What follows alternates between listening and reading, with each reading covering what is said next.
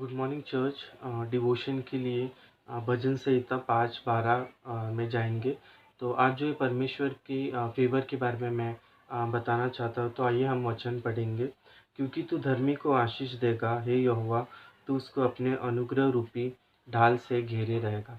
तो यहाँ पर जो है हम देखते हैं कि परमेश्वर का जो अनुग्रह रूपी यानी परमेश्वर का जो फेवर है उसके बारे में हमें यहाँ पर बताया है। और हम देखते हैं कि जब हम विश्वास करते हैं तो परमेश्वर जो है हमें वो धर्मी ठहराता है, और उसके कारण जो है वो हम जो है उसके आशीष के जो है योग्य बनते हैं। हर बार जो है परमेश्वर जो है हम पर अपनी आशीष देने के लिए वो कोशिश करता है। और हम देखते हैं कि परमेश्वर का जो है फेवर कई बार हम अपने जीवन में महसूस करते हैं। किस तरह जो है परिस्थितियाँ आती है, लेकिन हम परमेश्वर का हाथ जो है हमारे ऊपर हम देखते हैं। और एक वचन में पढ़ूंगा, पहला कुरिन्थियों 1 अध्याय और वचन 30।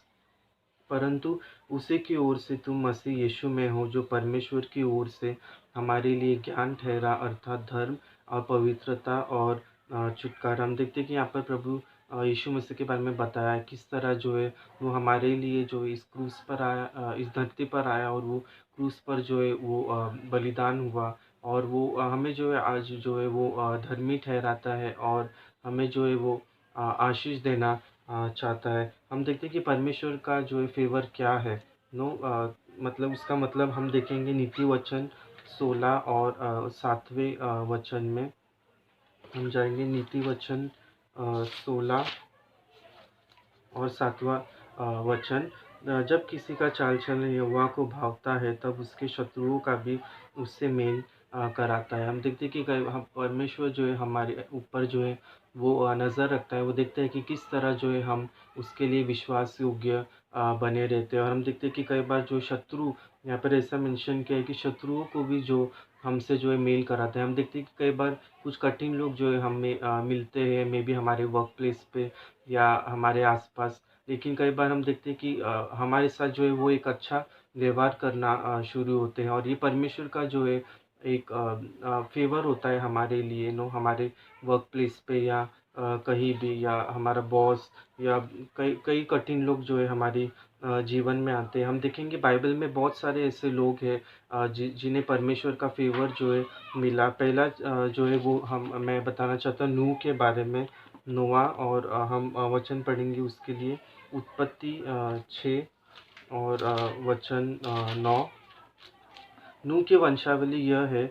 नूह धर्मी पुरुष और अपने समय के लोगों में खरा था, और नूह परमेश्वर ही के साथ-साथ चलता रहा। हम देखते हैं कि नूह के बारे में यहाँ पर जो है बताया है कि वो परमेश्वर के साथ जो है चलता था, और वो उस समय जो है खरा व्यक्ति था। और हम परमेश्वर का फ़ेवर जो है उसके जीवन में हम देखते हैं कि परमेश्वर सारी पृथ्वी को नष्ट करता है, लेकिन उसे जो है बचाता है, क्योंकि वो विश्वास योग्य जो है परमेश्वर के साथ बना रहता है। दूसरा प्रेरितों 7वाँ अध्याय में हम जाएँगे।